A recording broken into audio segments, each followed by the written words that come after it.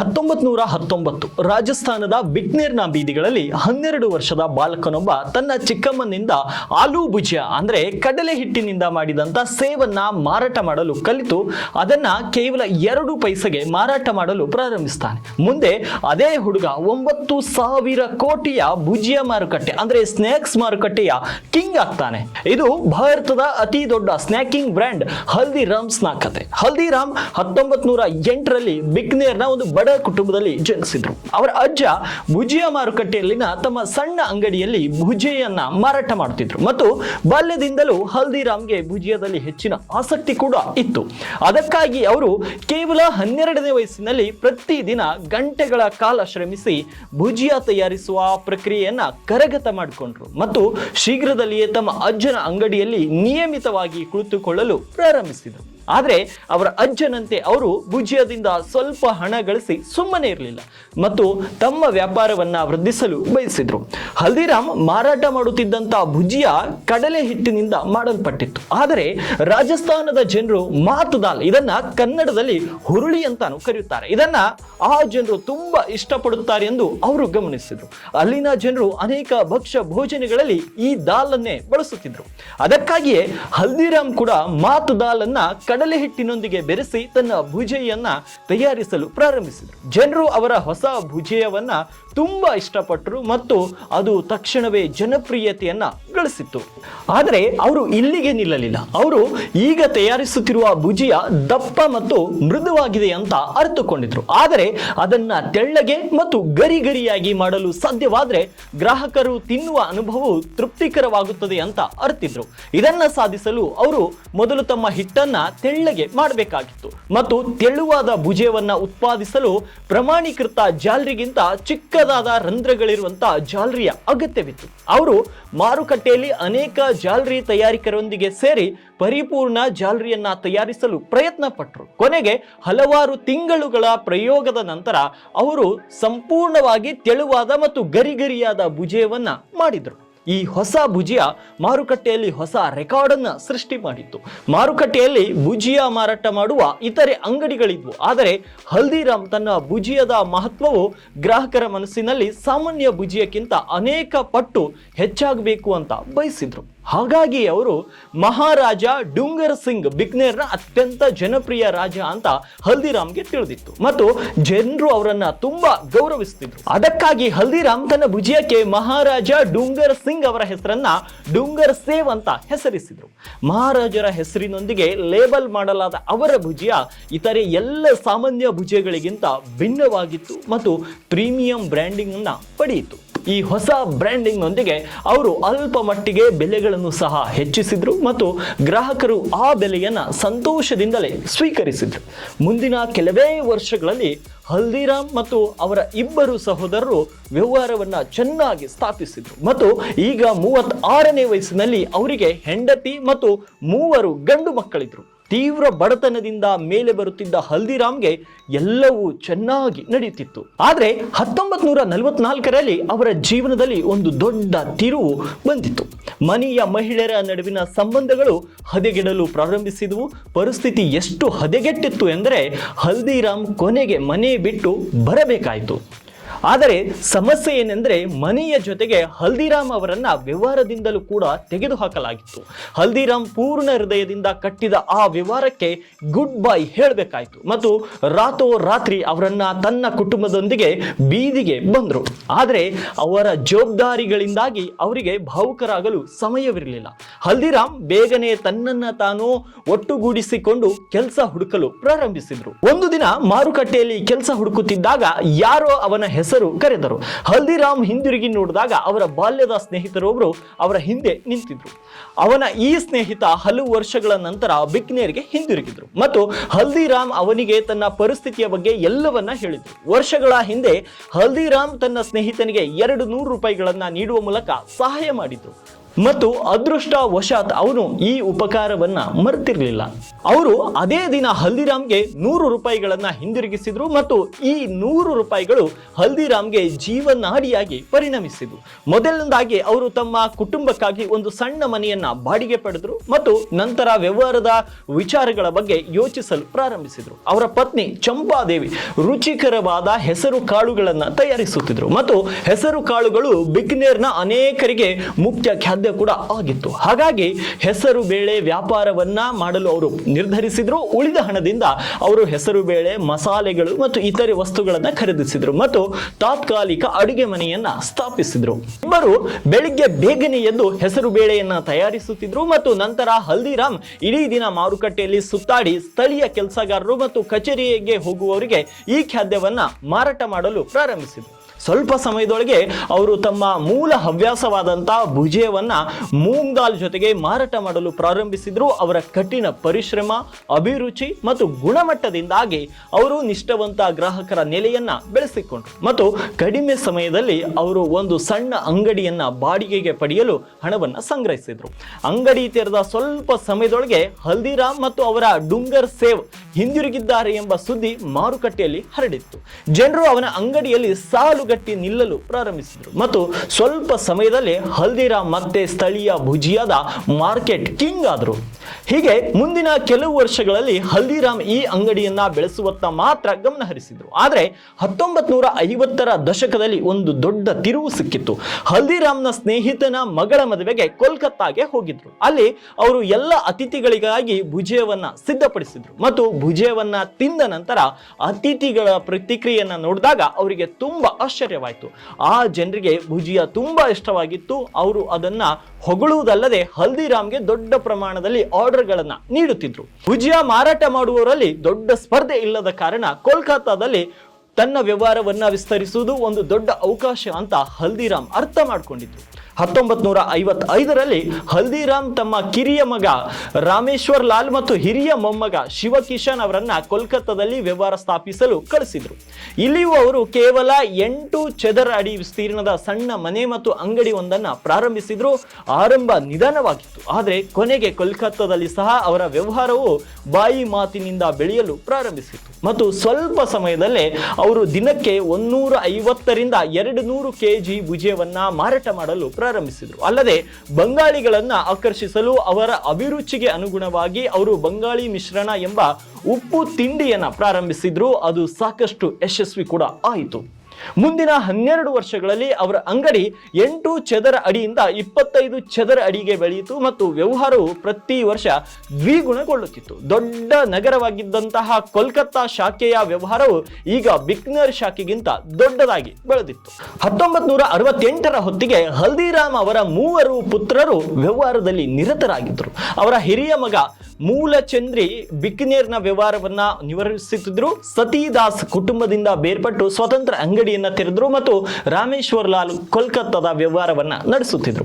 ಈ ಕಾರಣದಿಂದಾಗಿ ಹಲ್ದಿರಾಮ್ ವ್ಯವಹಾರದಿಂದ ಅರೆ ನಿವೃತ್ತಿಯನ್ನ ಪಡೆದ್ರು ಮತ್ತು ವ್ಯವಹಾರದ ಮೇಲ್ವಿಚಾರಣೆಯನ್ನ ಮಾಡಲು ಸಾಂದರ್ಭಿಕವಾಗಿ ಮಾತ್ರ ಭೇಟಿಯನ್ನ ನೀಡುತ್ತಿದ್ರು. ವ್ಯವಹಾರವು ಈಗಾಗಲೇ ಚೆನ್ನಾಗಿ ನಡೀತಿತ್ತು, ಆದರೆ ಇದರ ನಂತರ ನಡೆದಿದ್ದು ಹಲ್ದಿರಾಮ್ ಅವರ ವ್ಯವಹಾರ ಪ್ರಮಾಣದಲ್ಲಿ ಒಂದು ಸುವರ್ಣ ಅಧ್ಯಾಯವಾಗಿ ಪರಿಣಮಿಸಲಿದೆ. ಹಲ್ದಿರಾಮ್ ಅವರ ಹಿರಿಯ ಮೊಮ್ಮಗ ಶಿವಕಿಶನ್ ಇಲ್ಲಿಯವರೆಗೆ ತನ್ನ ಚಿಕ್ಕಪ್ಪನೊಂದಿಗೆ ಕೋಲ್ಕತ್ತಾ ವ್ಯವಹಾರದಲ್ಲಿ ಕೆಲಸ ಮಾಡುತ್ತಿದ್ರು. 1968ರಲ್ಲಿ ನಾಗ್ಪುರದಲ್ಲಿ ಹಲ್ದಿರಾಮ್ನ ಶಾಖೆಯನ್ನ ತೆರೆಯಲು ಅವರು ನಿರ್ಧರಿಸಿದರು.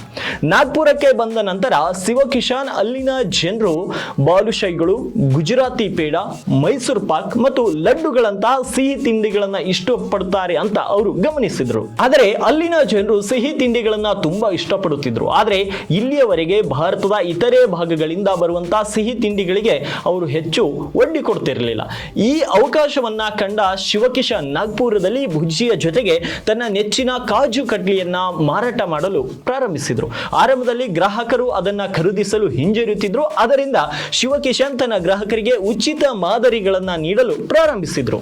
ಒಮ್ಮೆ ರುಚಿ ನೋಡಿದ ನಂತರ ಜನರು ಕಾಜು ಕಟ್ಲಿಗೆ ಹುಚ್ಚರಾದ್ರು ಮತ್ತು ಬೇಡಿಕೆ ಗಗನಕ್ಕೇರಿತು. ಈ ಯಶಸ್ಸನ್ನ ಕಂಡ ಶಿವಕಿಶನ್ ಮಲ್ಪೆ ಲಡ್ಡು, ರಸಗುಲ್ಲ, ರಸಮಲೈನಂತಹ ಸಿಹಿ ತಿಂಡಿಗಳನ್ನ ನೀಡಲು ಪ್ರಾರಂಭಿಸಿದ್ರು ಮತ್ತು ತಿಳಿಯದೋ ಹಲ್ದಿರಾಮ್ ಭಾರತೀಯ ಸಿಹಿ ಉದ್ಯಮದಲ್ಲಿ ಅತಿ ದೊಡ್ಡ ಆಟಗಾರನಾಗಲು ಇಂದು ಆರಂಭವಾಗಿತ್ತು.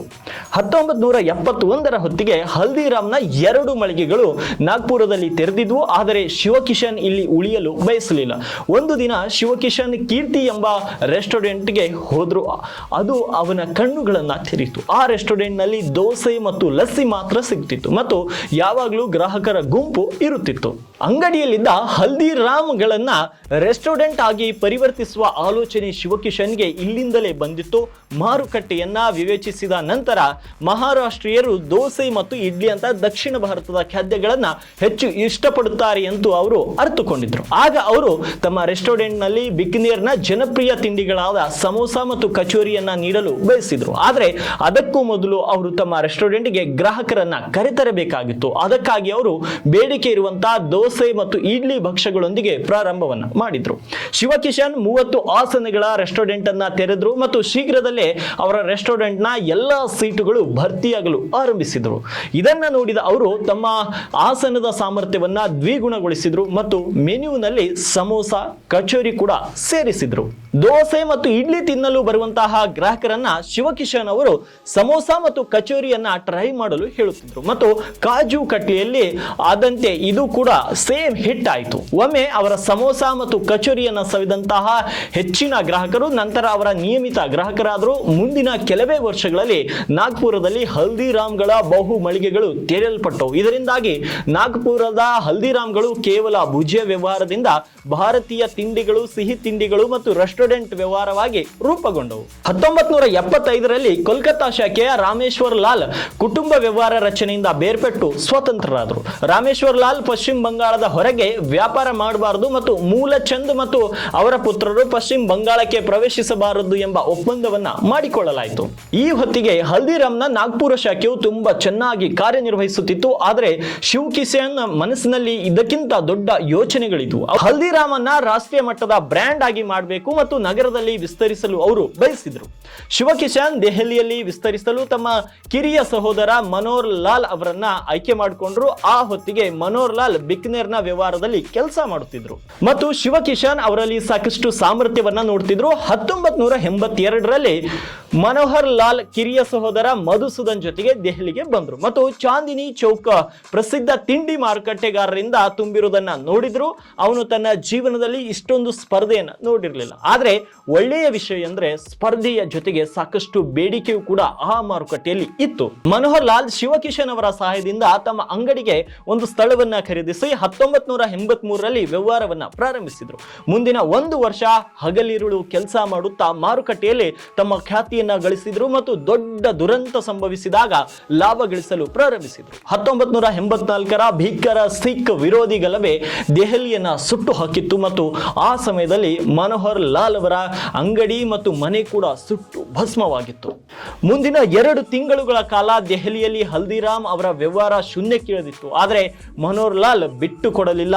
ಅವರು ನಾಗ್ಪುರ ಮತ್ತು ಬಿಕನೇರ್ನಿಂದ ಆರ್ಥಿಕ ಸಹಾಯವನ್ನ ಪಡೆದರು ಮತ್ತು ದೆಹಲಿಯಲ್ಲಿ 300 ಚದರ ಅಡಿ ವಿಸ್ತೀರ್ಣದ ಹೊಸ ಕಚೇರಿಯನ್ನ ಸ್ವಾಧೀನಪಡಿಸಿಕೊಂಡರು ಮತ್ತು ವ್ಯವಹಾರವನ್ನ ಪುನರ್ ಆರಂಭಿಸಿದ್ರು. ಅವರು ಗಳಿಸಿದ ಖ್ಯಾತಿಯು ಉಪಯೋಗಕ್ಕೆ ಬಂದಿತ್ತು ಮತ್ತು ವ್ಯವಹಾರವು ಮತ್ತೆ ಚೇತರಿಸಿಕೊಳ್ಳಲು ಪ್ರಾರಂಭಿಸಿತು. ಮುಂದಿನ ಕೆಲವು ವರ್ಷಗಳಲ್ಲಿ ಅವರು ಪ್ರಸ್ತುತ ಕಾರ್ಯಾಗಾರವನ್ನ ವಿಸ್ತರಿಸಿದ್ದಲ್ಲದೆ 2000 ಚದರ ಅಡಿ ವಿಸ್ತೀರ್ಣದ ಹೊಸ ಕಾರ್ಖಾನೆಯನ್ನ ಸ್ಥಾಪಿಸಿದ್ರು ಮತ್ತು ಹೊಸ ಮಳಿಗೆಯನ್ನು ಕೂಡ ಅವರು ತೆರೆದಿದ್ರು. ವ್ಯವಹಾರವು ನಿರಂತರವಾಗಿ ಬೆಳೆಯುತ್ತಿತ್ತು. ಆದರೆ ಇಷ್ಟೆಲ್ಲ ಆದ ನಂತರವೂ ಹಲ್ದಿರಾಮ್ಸ್ಗೆ ಇನ್ನೂ ಮಧ್ಯಮ ಗಾತ್ರದ ಸ್ಥಳೀಯ ವ್ಯವಹಾರವಾಗಿ ಮಾತ್ರ ಉಳಿದುಕೊಂಡಿತ್ತು. ಆದರೆ ಶಿವಕಿಶನ್ ಮತ್ತು ಮನೋಹರ್ ಲಾಲ್ ಅವರು ಹಲ್ದಿರಾಮ್ಸ್ನ ವಿಶ್ವ ದರ್ಜೆಯ ಗ್ರಾಹಕ ಬ್ರ್ಯಾಂಡ್ ಆಗಬೇಕು ಅಂತ ಬಯಸಿದ್ರು. ಭಾರತದ ಪ್ರತಿಯೊಂದು ಮನೆಯ ಜನರು ತಮ್ಮ ಉತ್ಪನ್ನಗಳನ್ನ ಸೇವಿಸಬೇಕು ಅಂತ ಭಾವಿಸಿದ್ರು. ಅಷ್ಟೊತ್ತಿಗೆ ದೇಶದಲ್ಲಿ ಉದಾರೀಕರಣದ ನಂತರ ಅಂದ್ರೆ ಪ್ರೈವೇಟೈಸೇಷನ್ ನ ನಂತರ ಪೆಪ್ಸಿ, ಕೋಕಾ ಕೋಲಾ ಮತ್ತು ನೆಸ್ಲೆ ಅಂತಹ ಬ್ರ್ಯಾಂಡ್ಗಳು ಭಾರತದಲ್ಲಿ ಅನುಕೂಲಕರ ಆಹಾರಗಳನ್ನ ಮಾರಾಟ ಮಾಡಲು ಪ್ರಾರಂಭಿಸಿವೆ ಅಂತ ಅವರು ಗಮನಿಸಿದ್ರು. ಮೂಲತಃ ಪ್ಯಾಕ್ ಮಾಡಲಾದಂತಹ ಮತ್ತು ತಿನ್ನಲು ಸಿದ್ಧವಾಗಿರುವಂತಹ ಆಹಾರ ಅಂದರೆ ಹಲ್ದಿರಾಮ್ಸ್ ಇಲ್ಲಿ ಒಂದು ದೊಡ್ಡ ಅಂತರವನ್ನ ಗುರುತಿಸಿತ್ತು. ಈ ಎಲ್ಲಾ ವಿದೇಶಿ ಬ್ರ್ಯಾಂಡ್ಗಳು ಪಾಶ್ಚಾತ್ಯ ಸಂಸ್ಕೃತಿಯ ಪ್ಯಾಕೇಜ್ ಅನ್ನ ಮಾಡಿದ ಆಹಾರವನ್ನ ಭಾರತೀಯರಿಗೆ ಮಾರಾಟ ಮಾಡಲು ಸಾವಿರಾರು ಕೋಟಿ ಹೂಡಿಕೆ ಮಾಡಿತು. ಆದರೆ ಆ ಸಮಯದಲ್ಲಿ ಯಾವುದೇ ಬ್ರ್ಯಾಂಡ್ ಭಾರತೀಯ ತಿಂಡಿಗಳನ್ನ ದೀರ್ಘಾವಧಿಯ ಪ್ಯಾಕೇಜಿಂಗ್ ನಲ್ಲಿ ಮಾರಾಟ ಮಾಡುತ್ತಿರಲಿಲ್ಲ. ಈ ಅವಕಾಶವನ್ನ ಮನಗಂಡಂತಹ ಭಾರತದ ಮೊದಲ ಕಂಪನಿ ಹಲ್ದಿರಾಮ್ಸ್ ತನ್ನ ಉತ್ಪನ್ನಗಳಾದಂತಹ ಬಿಕ್ನೇರಿ ಭುಜಿಯಾ, ಆಲೂ ಭುಜಿಯವನ್ನ ಸಾರ್ವಜನಿಕ ಪ್ಯಾಕೇಜಿಂಗ್ ನಲ್ಲಿ ಮಾರಾಟ ಮಾಡಲು ಪ್ರಾರಂಭಿಸಿತು. ಇದರಿಂದಾಗಿ ಅವುಗಳ ಶೆಲ್ಫ್ ಲೈಫ್ ಅಂದ್ರೆ ಜೀವಿತ ಅವಧಿಯು ಕೆಲವು ದಿನಗಳಿಂದ ಕೆಲವು ತಿಂಗಳುಗಳಿಗೆ ಹೆಚ್ಚಾಯಿತು. ಈ ಹೊಸ ಪ್ಯಾಕೇಜಿಂಗ್ ನಿಂದಾಗಿ ಹಲ್ದಿರಾಮ್ ಅವರ ವ್ಯವಹಾರವು ಇನ್ನು ಮುಂದೆ ನಾಗ್ಪುರ, ದೆಹಲಿಗೆ ಮಾತ್ರ ಸೀಮಿತವಾಗಿರಲಿಲ್ಲ. ಈಗ ಭಾರತದ ಚಿಕ್ಕ ಚಿಕ್ಕ ನಗರಗಳಲ್ಲಿಯೂ ಕೂಡ ಅವರ ಪ್ರಾಡಕ್ಟ್ಗಳು ಸೆಲ್ ಆಗುತ್ತಿದ್ದವು. ಬಿಡುಗಡೆಯಾದ ನಂತರ ಗ್ರಾಹಕರು ಈ ಉತ್ಪನ್ನಗಳಿಗೆ ಉತ್ತಮವಾಗಿ ಪ್ರತಿಕ್ರಿಯೆಯನ್ನು ಕೂಡ ನೀಡುತ್ತಿದ್ದರು. ಅದರಿಂದಾಗಿ ಹಲ್ದಿರಾಮ್ ತನ್ನ ಪ್ಯಾಕೇಜ್ ಮಾಡಿದಂತಹ ಆಹಾರ ವಿಭಾಗವನ್ನ ರಸಗುಲ್ಲಾ, ಸೋನ್ ಪಾಪಡಿ, ಉಪ್ಪಿನಕಾಯಿ, ಕಚೋರಿ ಮತ್ತು ಬೇಲ್ಪೂರಿಗಳ ಜೊತೆಗೆ ಅನೇಕ ಸ್ನ್ಯಾಕ್ಗಳನ್ನು ತಯಾರಿಸಲು ಮುಂದಾಗಿತ್ತು.